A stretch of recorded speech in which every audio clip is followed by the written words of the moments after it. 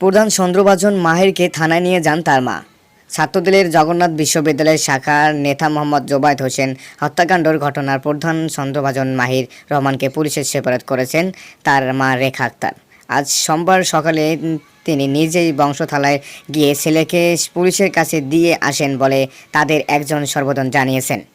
আজ সন্ধ্যার মাহিরের খালু ইমরান শেখ প্রথম আলোকে বলেন, খুনের ঘটনায় মাহিরের সম্পর্কিত পেয়ে গতকাল রাত ৩টার দিকে পুলিশের আমাকে ধরে নিয়ে যায়। এরপর খবর পেয়ে মাহিরের মা রেখা আক্তার আজ সোমবার সকাল ৭টার দিকে মাহিরকে নিয়ে বংশ থানার দিকে পুলিশের কাছে হস্তান্তর করেন। সম্পর্কিত না পেয়ে সকল দিকে পুলিশের আমাকে ছেড়ে দেয়। মাহিরকে তার মা থানা থেকে সেপারেট করেছেন, এই তথ্য স্বীকার করেননি পুলিশ।